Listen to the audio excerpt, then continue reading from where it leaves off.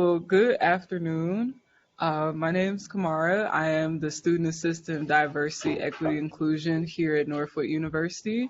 And today we'll be celebrating Black History Month with our soup and substance called Defying All Odds. So with our guest speaker today, Professor Leapheart, she has taught business law here at Northwood since 1992. She has started the nationally ranked mock trial team in 2004. She has also founded and became the CEO of Adoption Option and a nonprofit welfare agency. Please give a warm welcome to Professor Leapheart.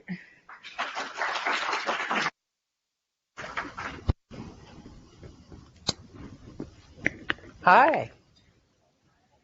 Thank you so much for coming. I am delighted to be here and glad to share the story. Before I start, I can't wait to introduce a luminary in our presence. Just last week, the Midland Center for the Arts published and allowed the debut of Pass It On, Telling Our Story. Dr. Betty Jones is a retired vice president from Delta College who has spent 12 years writing this amazing book that captures so much of Midland's history. And so in addition to my story, we'll get to hear, and that's why the two chairs are set up, we'll get to hear from Dr. Jones, her story of the 12 years she spent writing this amazing piece that will endure for years and decades to come, capturing the stories of people who have been in Midland. So I'll start with one of my favorite verses, and that is Proverbs 29:18. That tells you a lot about me because I've gone places that I had no right to go. I had no person to show me how to get there. I didn't have a role model. I didn't become CEO of a nonprofit because my parents were CEOs. But this verse has always helped me because without a vision, I wouldn't know how to get there. And with the vision, you just keep problem solving and keep problem solving until you get there. I haven't perished, so I've kept following that vision. My mother was someone who taught me that at a very young age because she had not been educated in a college, but she kept telling me that with access to college, you will have the freedom to chart paths heretofore uncharted. And that vision that college was a place that equipped you with tools, and with those tools, you could leverage them to obtain economic freedom. Well, I was all about that. And so the fact that I didn't have a roadmap, the fact that I didn't have parents who could tell me all the secrets to graduating successfully from college, it didn't matter. She gave me the toolkit when she said, leverage your resources. And so I followed that toolkit all the way to the University of Michigan. And I'll talk more about that in a minute. But first, I'll acknowledge my father, who he introduced me to government. He did a lot. I mean, you know, primary wage earner and all that good stuff. But one of the biggest memories I have of my father is that Flint's urban renewal was coming through, and they were going to tear down our house so General Motors could make more profit. We lived 2 blocks from the entrance to the Buick factory. And if you tear down all the houses between the Buick factory and our house, then the General Motors suppliers could locate there. And if the suppliers located there, okay, business students, tell me what that cuts. I know Professor Tokarev is getting ready to tell us. What does that cut? I'm sorry? Yeah, Andrew's right. It cuts your transportation costs. And once you lower their costs, they make more profit, and that means they pay more taxes to the city of Flint. So the doctrine of eminent domain said we had to go. It was called the Oak Park Urban Renewal Project. And my father didn't want to leave. He had paid for that house. My mother didn't want to leave. They had paid for it together. And we didn't want to leave. And so I'm marching around the house in agreement with my parents that we shouldn't leave. And finally, my father looks at me and says, well, why don't you tell that to the city council? I was 12 years old. I didn't know what the city council was. I just knew I didn't want to leave. And so At 12 years old, I went to my first city council meeting, and I'm there with my father. And then it's my turn to speak, and I go to the microphone, and all the councilmen, they're talking to each other. And so I just stand at the microphone. And finally they say, oh, you can go ahead. And I said, oh, no, not until you're done talking. I really wasn't trying to be rude. I just, that's how my mom and dad had raised me. So they weren't quite expecting the 12-year-old to say, I'll start when you're finished. But it was kind of my first public speaking activity. Thanks to my father, who is a man of faith, a man of prayer, and a man who believed that if you didn't like what the government was doing, you need to go down there and tell them that personally. And so that was a lesson I learned very early on. I grew up in Flint, Michigan. Flint was a blue-collar town, and I lived in a blue-collar neighborhood. Some of my favorite activities were always athletic, softball, tag football, double dutch, biking, and then swim lessons down at the Y. That was another activity that we enjoyed. My first swim lesson was at age 13. Envision a 13-year-old teenager, her first time in the pool, and envision an 80-pound swim instructor. And it's now time for her to show the last lesson of the session, and she's going to have me jump into the pool, and I've got the pole in one hand, and she's got the pole in the other hand, and she's telling me, jump, jump. And that's a swim lesson I'll never forget, because my mother said afterwards she wasn't sure who was going in, the 80-pound instructor or her more than 80-pound 13-year-old. So since that day, swimming has been near and dear to my heart. I did not pull the instructor in. I began my love of swimming, and still that continues today. Graduated from Powers, Flint Powers High, and I can't talk about that experience without sharing one of the most important people I ever crossed paths with was a guy named John Reynolds. John Reynolds was the guy who my mother was talking about college. She was planning the vision about college. But John Reynolds is the guy who sat at our dining room table and helped us fill out all those forms that are required. Now, you guys don't know what I'm talking about. You're like, forms? That's mouse clicks, right? That's how you fill out a college application. But back in my day, it was all those screens you click through were actually pages and pages of papers that my parents had no familiarity with. And John, that's not the duty of a counselor. They don't get paid to leave their job and come to our home and sit in our kitchen with a pen and pencil and go through every single question on all of the forms necessary to get admitted to college. So I'll always be grateful to John Reynolds. And so as a result of that work, I then landed in Ann Arbor in 1975.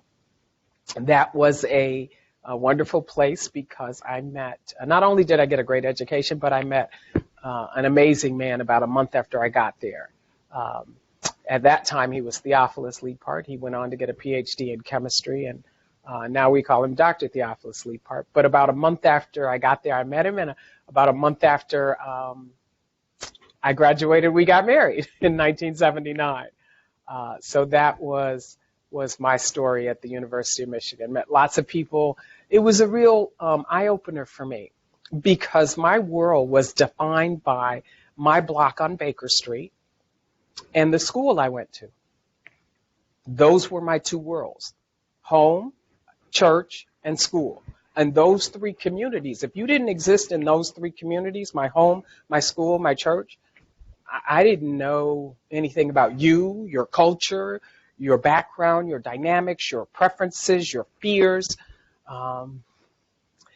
That was my world. And in fact, my mom had a tragic experience in her childhood, and that was a little girl had spent the night with another family. And while spending the night, the house got on fire. And the mother, in the trauma of the house catching on fire, was able to have the presence of mind to get all her children out. But she forgot about the little girl spending the night, and that child perished in the fire. So my mother made it a point that when she had children, they would always spend the night in her home so that if there was a fire, there wouldn't be a child that got left. So my first visit away from home was to the University of Michigan for the mandatory orientation. And so I had come from a really sheltered background, and suddenly I'm in Ann Arbor. Can we say polar opposite? Thank you for that laughter. Can we say polar opposite of shelter? So I learned that was my exposure to diversity because the community that I went to school with, those kids had known me since 6th grade. So the fact that we lived in different neighborhoods no longer mattered because we were all matriculating together. And the people in my church, they had known me all my life, and the people in my home neighborhood, they had known me all my life. And so Ann Arbor was where culture shock first took over because now I'm interacting with all kinds of people from all over the world. And it was a delightful experience. I really enjoyed it. So then I went off to law school, and it started that I picked the college that had the better organic synthetic PhD program because I married a guy who was going to get his PhD in organic synthetic chemistry. So we were both admitted to the University of Michigan for grad school, and I was going to law school, and he was getting his PhD.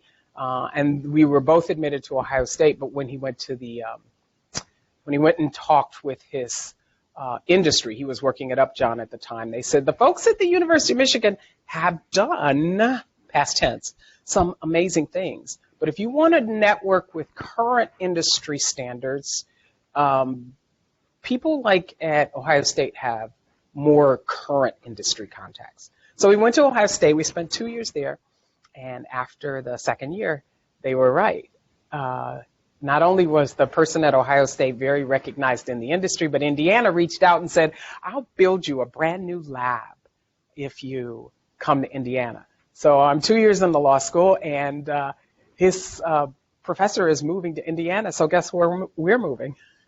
To Indiana. I still had another year of law school at Ohio State, and so that's what we did. We picked up, we moved. There was just one hitch. That one hitch was I was on the moot court. Mock trial didn't exist back then. I was on the moot court team at Ohio State. And so when I came to Indiana and said, I'm going to finish my last year of law school there, I said, do you have a moot court program? They said, oh, yes, it's a very prestigious one. Students take an entire semester class just to get in it. I said, okay, well, that's wonderful. What if I want to try out? And they said, well, you can't take the class. I said, that's true. I just want to try out. And they said, okay, well, when your visit to Indiana comes, we'll let you try out. And I came to Indiana, and I did my tryout. And I made the team. By God's grace, I made the team. So then I was fine going to Indiana because I was going to be on the moot court team. And moot court was a lot of fun. And so I'll never forget my first day at Indiana Law School. I walked up to some very nice staff member and said, I need to use the phone. This is pre-phones, everybody. Nobody had a phone back in to the fall of '81. And so I said, I need to use the phone. Can you tell me where a law student can use the phone? She said, yeah. All you have to do is go down 2 flights of stairs, and in the student lounge, there's a phone accessible to all law students. I said, great. So I started trudging down the steps, not even noticing that there was somebody following me. And as I was walking in the student lounge, someone tapped me on the shoulder and said, did you say you're Dolores Leapheart? I'm like, yeah. She said, oh, I just wanted to meet you. You took my spot on the moot court team. I was like, wow, this is going to be an interesting year.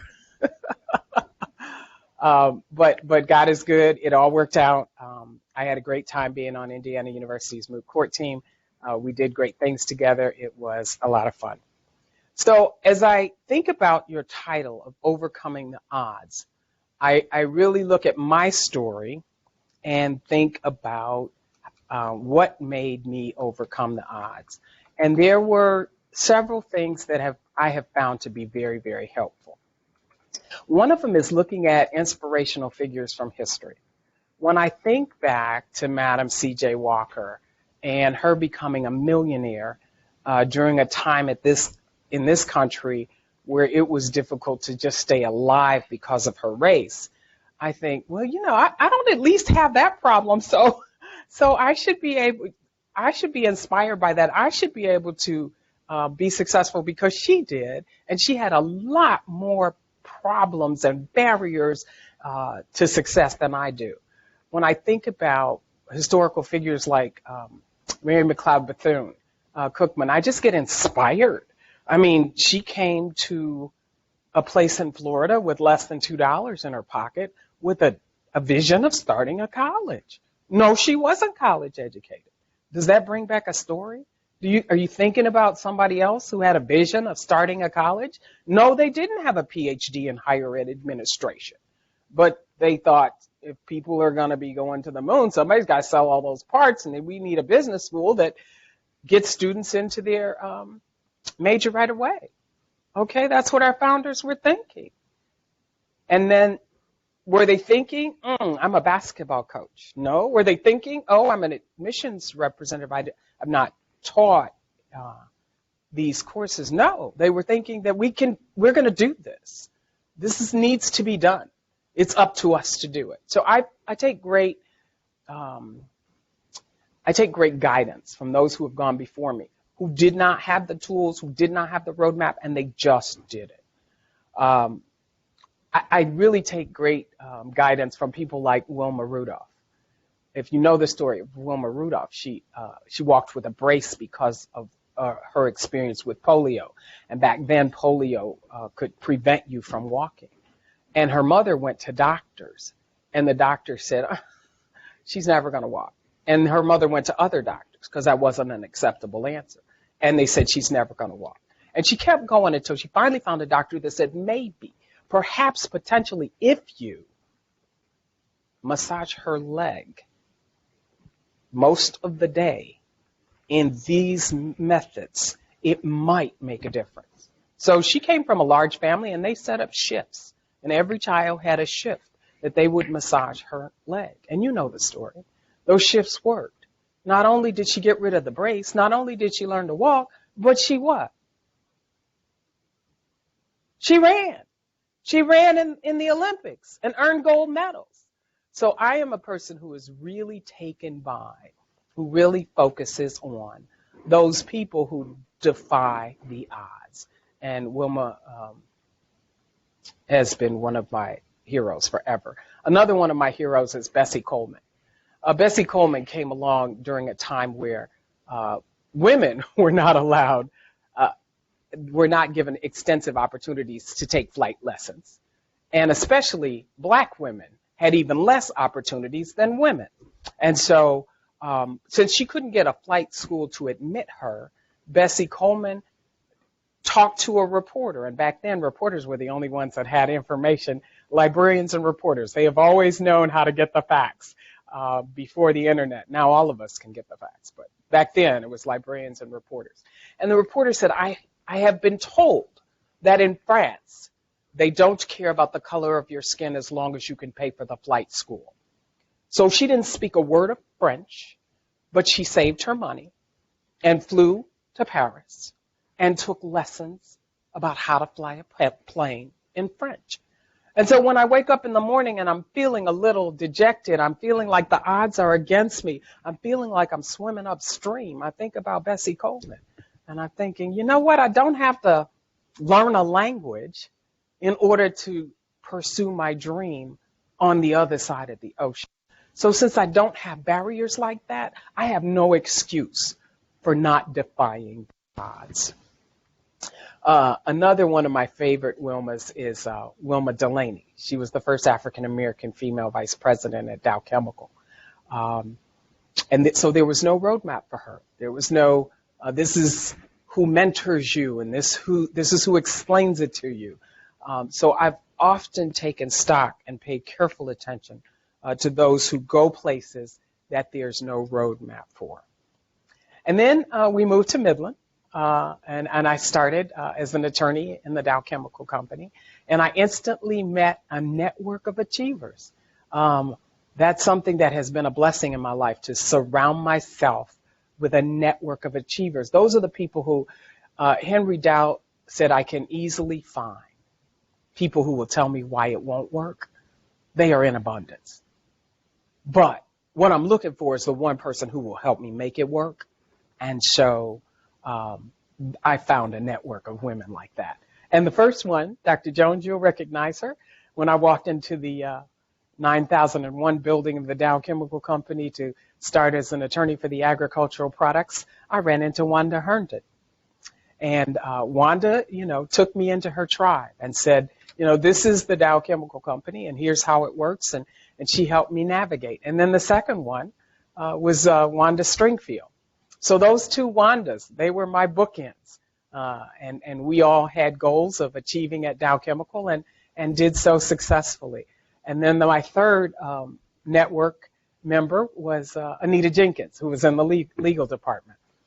So those women achievers were doing great things at Dow, and they guided me to a decade-long successful career. And then I broadened my network to join and become a member of, become a sister in the Midland Alumni Chapter of Delta Sigma Theta. More women achievers, but the Divine Nine all work together. And so when it's time to do a program, there are other sororities. Dr. Jones is a prestigious member of the Alpha Kappa Alpha sorority, and she has done so many things, and so have her predecessors, some of whom she mentioned in the book. And I'm not going to steal your thunder. I'm just going to mention two names. No, I'm going to mention more than two. Dr. Lynn and Faye Dorman, Ron and Sandra Houghton, Jackie and George Gant, Bill and Betty Washington Green, Rudy and Sarah Lindsay, Milton and Adelaide Richards, and Leroy and Ann Hampton, and of course Preston and Dr. Betty Jones. Those were pioneers who had made the trail at the Dow Chemical Company plausible for people like me. And so they were people who came here when no one else had been here. And they set standards for excellence, and they achieved them. And so I found lots of guidance from those folks. My career at Dow began in agricultural products, but eventually they had some litigation that required additional manpower, and I was transferred to the litigation section. So here I am, a girl who had never spent the night away from home before she went to college, and suddenly Dow says, okay, we've got litigation in Alabama, and we're going to send you there. And we've got litigation in Minnesota, and we're going to send you there. And I'm like, what? I've been on a plane once. But I had a wonderful admin, and she took care of all the arrangements. And back then, vision, I want you to visualize. This is something you'll never have to do. But I want you to visualize what I went through. You would show up at Avis, and I know you've shown up at Avis, and you've seen this pad, and you were like, well, why did they put that stupid pad of maps there? What's the purpose of that when I got a map on my phone or my iPad or whatever? Well, those iPads and phones didn't exist. So our only method of getting from the airport to the hotel to the meeting at the law firm was those paper maps that you no longer pay attention to on the counter. And so that was a very interesting part of my life, traveling all around the globe, meeting with attorneys all over the world to manage litigation for Dow. And then I had a great experience working with the Plastic Line Pipe Group. They had distributors in Canada. So that began my exposure to international law. The wonderful thing that I learned there was when you have distributors around the world, there are a lot of antitrust issues, and you have to make sure you guide your clients on those issues. So that was a great part of my career. And the final part of my career at Dow was at the Larkin building, and it didn't look like it did today.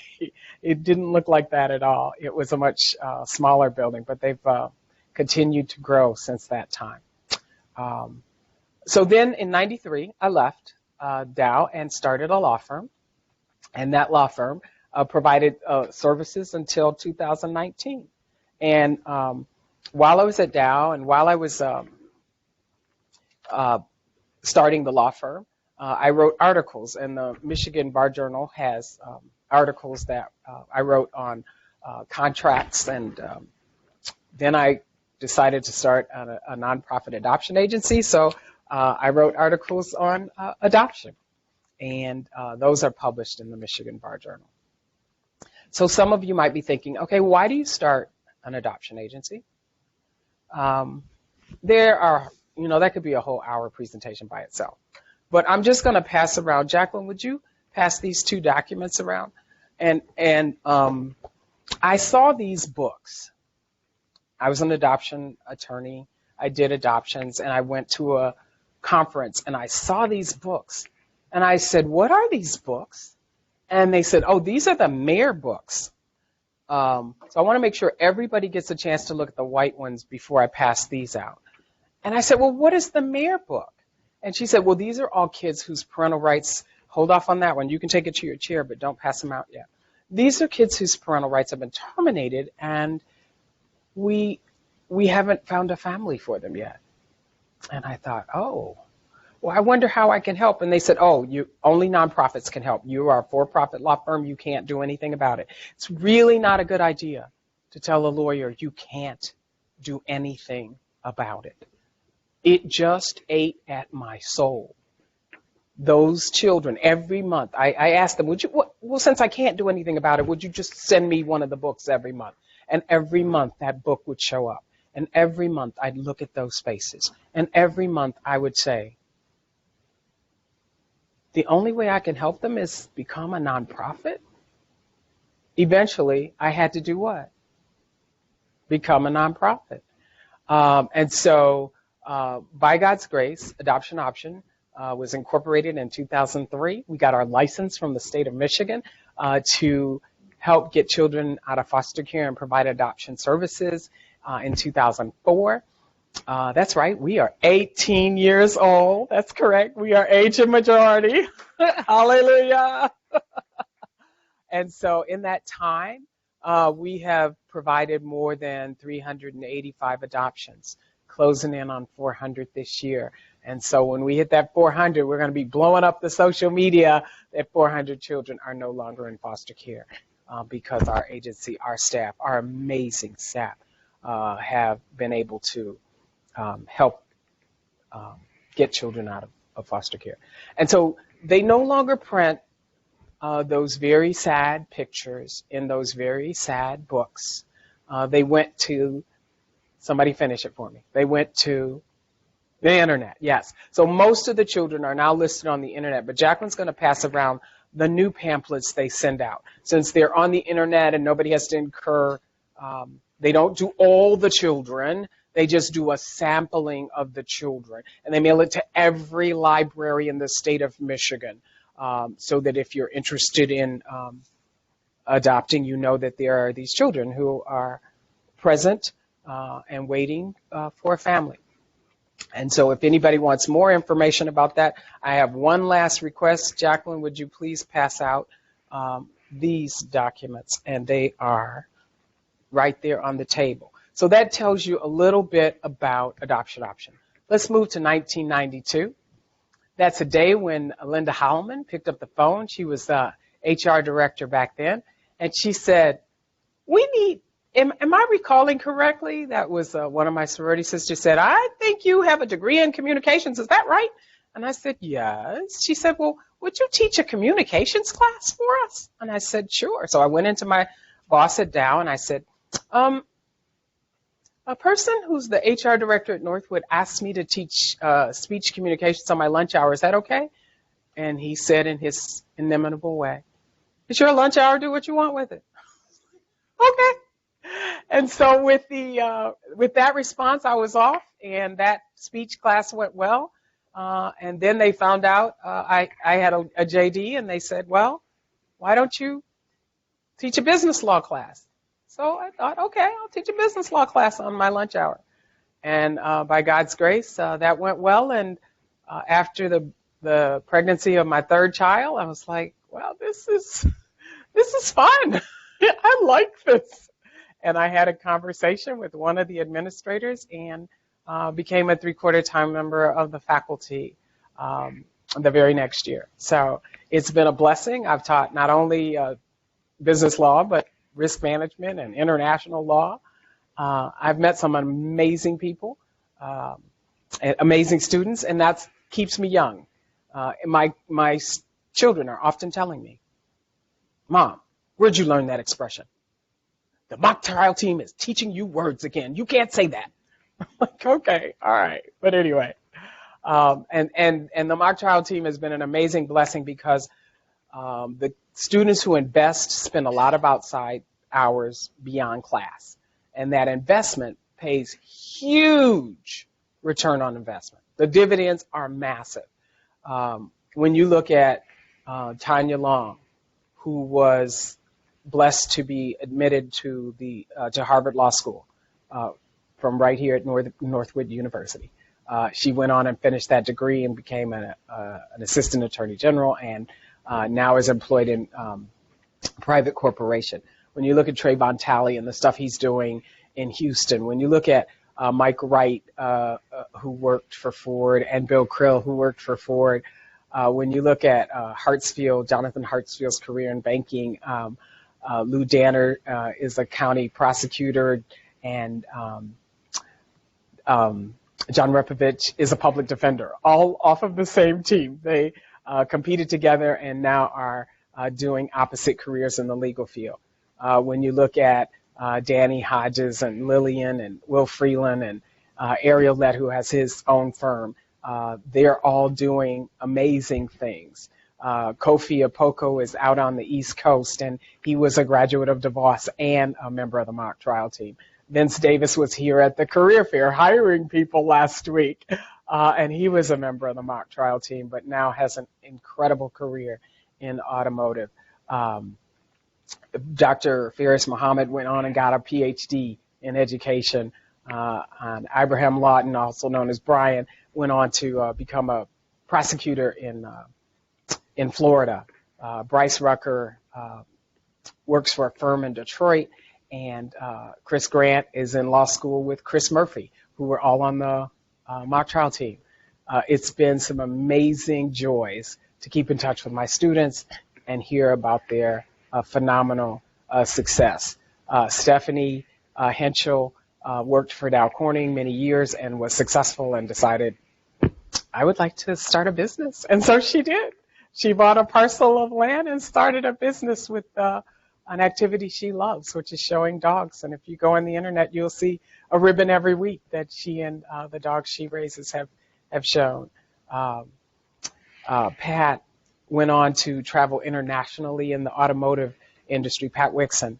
So there are just so many success stories, and they make me smile, and I could talk about them all day. But the biggest blessing of being in Midland has been our three delightful children. As I pass this around, Jacqueline, I just need you to pass these things around, and I promise not to ask you anything else. This one is really special. I'm going to pass this one around first, because every piece of literature we have Jacqueline developed. She got a degree in advertising from Northwood University. She did the piece that's coming around. She did 100% of the layout. She did 100% of the design. She did 100% of the graphics. So she learned that at Northwood University, and she learned that during her time at Dow High. So thank you, Mrs. Rao, for selecting her as a part of your journalism staff. And then this piece is special to me because not only does she know how to do great work by herself, but Bryce Rucker, who worked for us for a year before he went to law school, and Jacqueline collaborated with a third person who also graduated from Northwood and made this piece. So that she received the degree in photojournalism from Central, the degree from advertising from Northwood, and has blessed our nonprofit with those resources. Jamaris Victoria Leapheart is my baby girl who is in HR in New York City for a creative firm called SJR. And then my son, our only son, David, is married to the love of his life, Lauren Sprott, and they have blessed us with two grandchildren, Carter and Avery. So that's really, really exciting. Playing with grandchildren is just the best. So I better bring this to a close so we can hear from Dr. Jones. The bottom line to Defying Odds, you've heard a very small portion of my story. but the bottom line, as I try to just summarize, what's helped me defy odds is recognizing a book that I shared with my children. It's called God Created You for a Special Purpose. You can get out of bed when you don't feel good if you know there's a special purpose. And if I don't come, who's going to teach the athletes that they belong here, they're going to achieve here? That's my role, and I do it well. And those kids are depending on me. So recognizing that God created you for a special purpose gets you out of bed, or gets me out of bed. My second bullet point is it's just a few letters that I learned in a training class Dal sent me to called the Efficacy Class. And it was so powerful, I put it on a T-shirt. I refer to it as FOHGYCB. Find out how good you can be. Because you know how good you were yesterday, you know how good you were the week before, but you haven't found out how good you could be this week. And so my quest to find out how good I can be, that propels me forward and helps me defy the odds. I am a believer in the power of perseverance, so I created for you a toolkit to help you defy the odds. And in it, I put some of my favorite poems on perseverance. And I also put an article from the Free Press that talks about a lady who was told publicly, and it happens every week on the Shark Tank, your lip bar will not succeed. And 10 years later, there's an article in the Free Press to say they didn't get that one right. So the power of perseverance is recognizing that perseverance unlocks doors that are not able to be unlocked at face value. Knowing that, recognizing that.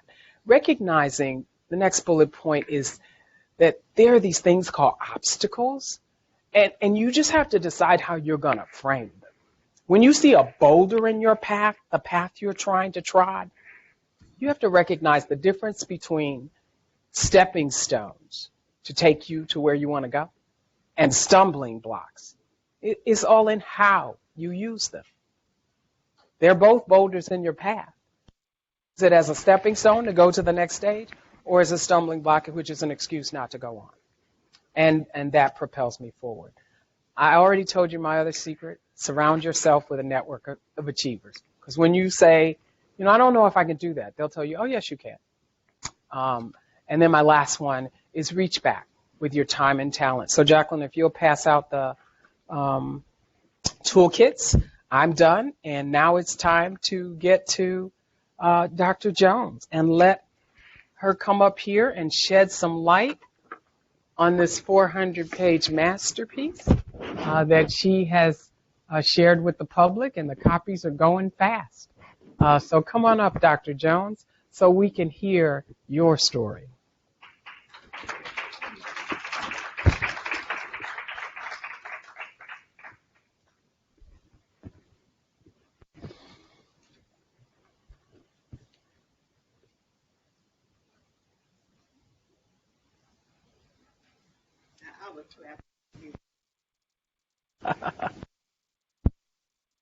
Oh, let's go this way.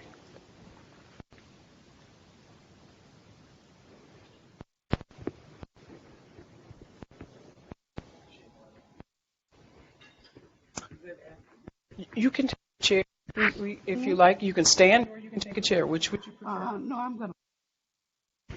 All right. Yes, ma'am. Yeah, because I couldn't see you when you were behind that thing. Oh, okay. All right. I'm Betty Jones, and I'm going to start in a minute. I'm 85 years old, and today is my anniversary, 63 years with one man, whom I followed to Michigan. But I want to share a little bit of my story with you. It's a little bit different than Dolores' story, but there are some commonalities. And I think that Black History Month is a good time to be sharing that. I grew up in South Carolina. Columbia is the capital. of South Carolina. And at the time, this was like in 1940, South Carolina had segregated schools. So we were not allowed to go to school with white kids. In fact, they had two separate systems. There was a Negro system, we were called Negroes then, and there was a white system. And they were not allowed to relate to each other. Each one had its own superintendent, although the superintendent of the Negro school reported to the superintendent of the school, who was the white superintendent. Now, the interesting thing was that going to a segregated school, our teachers were all black, and they told us, they really talked to us honestly and said, you have to strive for excellence because the world is not yours yet. And you have to be twice as good as the next person just to get half as far. So I grew up with this idea that you got to get forth your best all the time, okay? I think the thing I remember most about high school is that I grew up in a college town.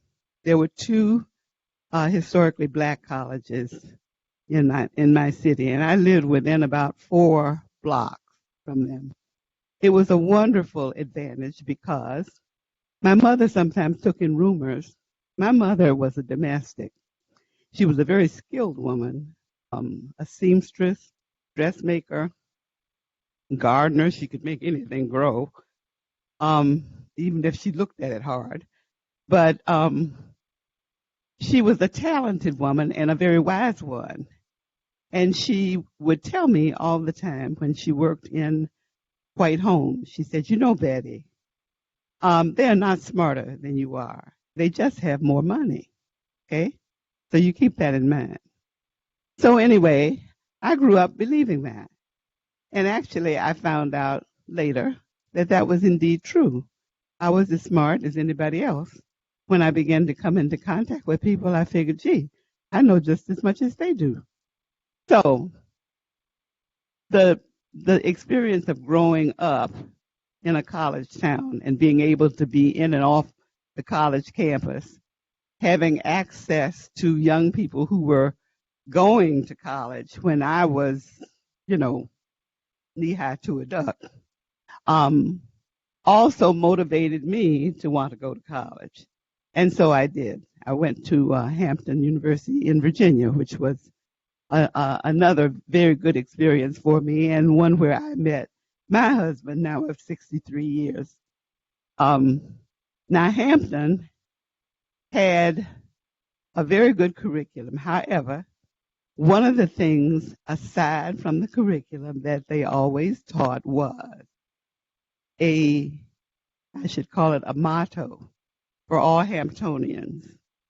That is, those of you who are blessed to attain, owe it back. You owe it back to someone else. And so there was this thing of lifting as you climb. I will never forget that.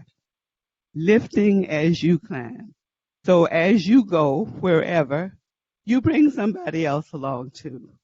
And that happened to me. There were many people who brought me along. There were many people who saw things in me that I didn't really see in myself. But they helped me to put me in situations where I had to demonstrate those things. Some of these people, a lot of these people were black, but some of them were not. They were not black. So we talk about non-white, but some of these folk who helped me were non-black. And actually, that's how I got into an administrative position at Delta College much later. The woman who mentored me, I think she might have been from England. She had a bit of an accent. But what she did was that she wanted to go to get her PhD. I had gotten from arrangement with Delta by which I commuted to Ann Arbor for 4 years actually, and secured my PhD. Well, Brenda was still working on hers. So she asked me if I would be her assistant dean and take over the office while she was gone. And I said to myself, oh, I probably can do this. I had had some exposure. So she went away, but you know what? She didn't come back. So she left me there, in the office. And if you are found somewhere and you are in the water and you want to live, you will do what? You will swim. You will swim, whether you know how to or not. Now, somebody later told me that there was another thing. He said, I've been in positions, and this woman was not black, but she said, I've been in positions where I didn't know what I was doing, but you know what? She said, you fake it until you make it. And I thought, that's not bad. You can act too, You can, there are ways that you can find out, learn how to learn fast.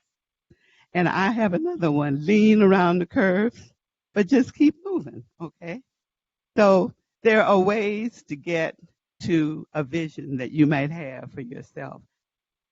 I can't say like Dolores that I started with a vision. I never thought that I would go into higher education administration. It did not occur to me until, I was left there and discovered that I could do this. And furthermore, many of the experiences that I had had really equipped me in a way that others who had been there had not been able to. When I graduated from college, I went to work in Washington, D.C. And there I worked with a youth organization, and I did field work. I got to meet all kinds of people in the city and in the suburbs of Washington.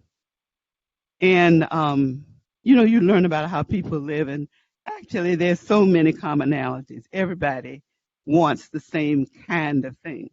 Now, we have different advantages. There's no doubt about that. We work through different kinds of obstacles, but most of us want to get to the same place.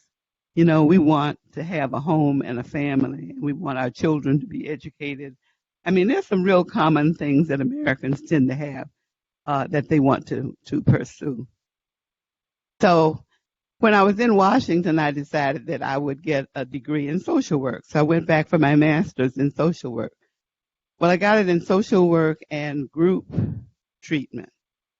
And when I was in Washington, when President Kennedy was assassinated and President Johnson came into the office of presidency, and Johnson started what he called the war on poverty.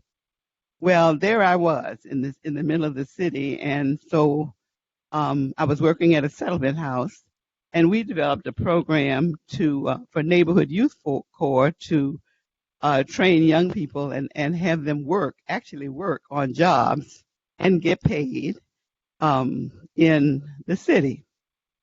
It was a wonderful insight for me to see how the schools worked in D.C.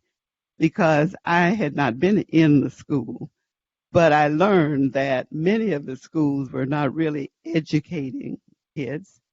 They were taking care of them during the day, giving them a place to be, but not much learning was going on. So Neighborhood Youth Corps became a kind of workshop for me to work with these young people. They were teenagers, age, I think, 14 to 16. And that's where I learned that, oh, wow, this is a time that young people need to be motivated to be seeing what they can do. This is the time for me, to be lifting as I climb. So I started really that way, although I had been taught the faith and the need for service from being little, because that was the way my community functioned. And so many people had assisted me when I didn't even know I was being assisted. I just thought that was the way I was growing up. But it's true that they were also lifting me as they climbed. I came in contact with Black teachers and Black principals and Black attorneys and black doctors, etc. And so I had that background, and I knew those people. And I'm also remembering how fortunate I was to be in a college town because I actually met some of the people that you talked about, Dolores. Mary McLeod Bethune came to Columbia. I remember her as a very strong woman. She came to speak at Benedict College, and she went to my church. I mean, she came to my church to visit, so I got to talk to her. And I can't remember how old I was, but I do remember that when you went to meet Mrs. Bethune, I don't care what you were slumped or whatever, you felt like you had to stand up straight because it was sort of something about her presence that you just felt like you better be, you better be straight. So I met Mary McLeod Bethune. I can remember meeting Langston Hughes, who is one of my favorite poets and writers. He came to speak at Allen University, and at the time, I was in high school and editor of my school paper, so I got to interview him and write about him, and that was a wonderful experience. Joe Lewis came to Columbia, and his wife Marva. Well, that was an experience as well. So a lot of things were happening where these people weren't yet famous as we know them now, but they were on their way. And they took time, to talk to me, a high school kid, and give me stuff to write about in my paper. So I was writing, at a fairly young age. And then at Hampton, I got to work with a wonderful professor who wrote a book that I still love. It's called They Came in Chains. And that was J. Saunders Redding. And he talked about the experience of slaves having come to someplace in chains, but working themselves out of that. And key to that whole thing, now you call it persistence, I call it faith. Faith has always worked in my life, even when I have not been looking for something. Things come my way. And I always believe that there's a higher power who has had me in the right place at the right time with the right skills to reach out and grab it. When the carousel comes around and it's for you, it has your name on it, okay? Do not hesitate to grab that prize because when it goes by, you might not get it again, okay? So those are things to look out for. Now, how did I come to Midland? I was working, had a good job, and was challenged. Washington is, how shall I describe it? It's tiring, very tiring. And when my husband got offered a job to come to Michigan, we came out to look. Midland really didn't look like much to me, but I thought, I can get some rest. And, if we don't like it, we don't have to stay. They gave him a year's leave of absence, and I thought, we can try this for a year. And if it doesn't work, it doesn't work, okay? So we came. Well, several incidents happened during the first year we were here, which actually made me feel like Michigan could be home. So I'm not going to tell you about those, but I think we did commit ourselves to Michigan before the end of the year. And I started working as a social worker in the schools in Bay City, Michigan. And I think it was about, maybe I had been here about 4-5 years, and I realized that something different was happening in Midland, Michigan. The people in Bay City and Saginaw looked at Midland and really thought that they were not allowed here because Midland was pretty much all white and that it was not friendly to people of color. And that was largely true because people didn't know any people of color. I tend to be a social person, and so I met people, I met neighbors. And you know, if you come with children, you better get to know your neighborhood because it's your job to see that your kids have a smooth experience. So I wasn't going to leave them out there by themselves. So, you know, you're involved with the school, you're involved with the neighbors, they have to have playmates, there's all that.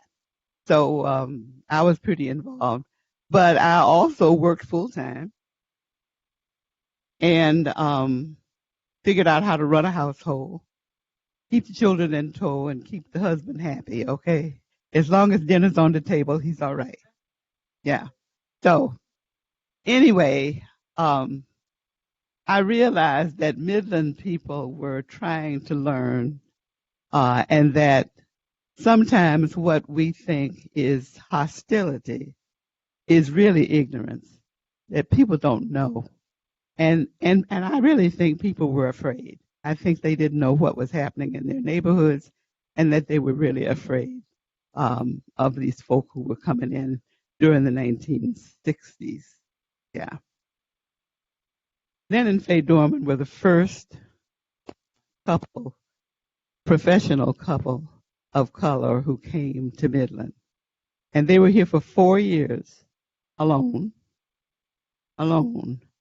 before the second couple came. That was the Hortons. Now, to give you one example of how shall I say, mono Midland was, the hospital didn't even have a category if you went in for treatment or to have a baby or whatever to mark another race. They only had white. So these people came home with their babies had been marked white, okay? So they had to go back. One had to go back several times before they finally got it right. I think by the time the third family got there, they had gotten it right, and so the baby was black. So anyway, I mean, Midland had a big adjustment to make. When we moved here, there were no stores that had products that we might use for our hair, for our skin. You know, we're different in many ways. Our needs are a little bit different physically. And so we had to work that out. There were no black teachers in the school, so that had to be worked out. We worked with the school board on that. I remember that George Gann was head of a committee that worked with education. And then we had another woman, Barb Fresh, who worked with stores to bring in products, food products, as well as hair products and other products. Okay. So, they found there was a market for these things. So, you know, it was helping the Midland market at the same time. It was helping us as well so that we could feel more at home and could find things that we need. So these were very basic kinds of things that happened. And it's interesting to read about them as you think about the history during that time. I did discover that there had been people of color here in the 1800s. They didn't push toward integration or accommodation as we did. And probably they were farmers, they were barbers. They just sort of took what there was available. And that was during the time that Midland had the lumbering industry. When lumbering passed and Dow Chemical and Dow Corning and, you know, Midland became a chemical city, I call that the second coming because Dow planned how they would bring in people of color and also Jewish professionals.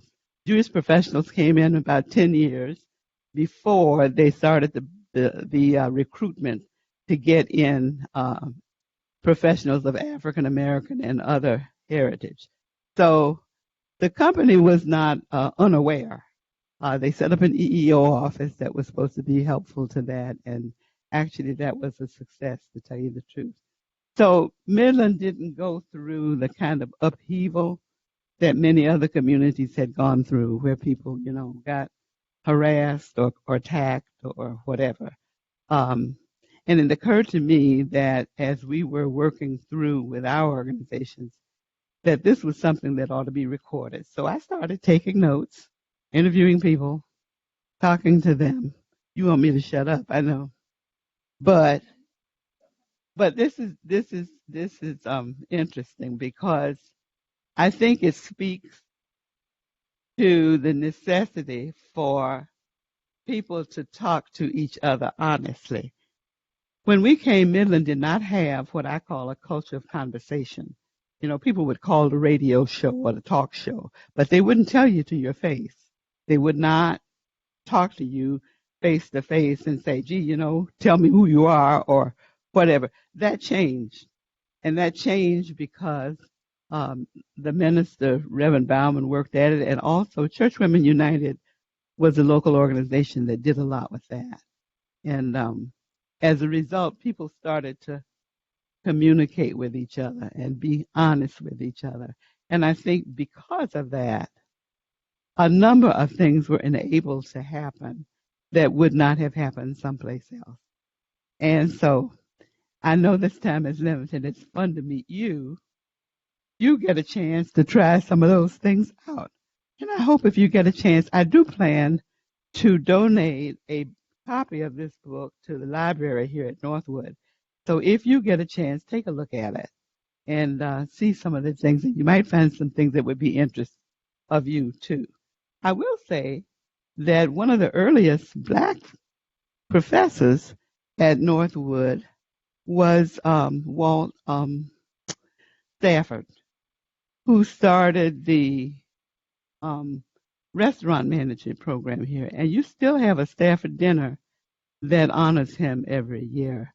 That program has expanded, and we have used it. They contract out. Very good. They're very good. So we remember him. Walt died too early. He had a heart attack, which was very sad. But at any rate, thank you. I'm glad to meet you, and thank you for this time. Thanks, Dolores.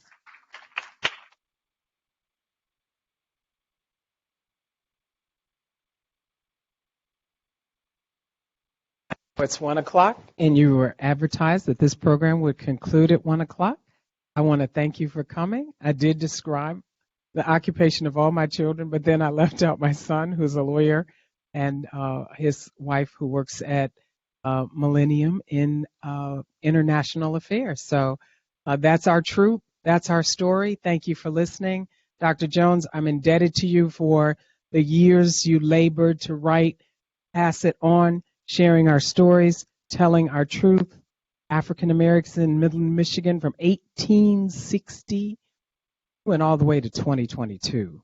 It says 2020 on the cover, but Dr. Jones, it's an amazing work that covers an amazing collection of stories, and we're grateful for your time today. Have a blessed day, everybody.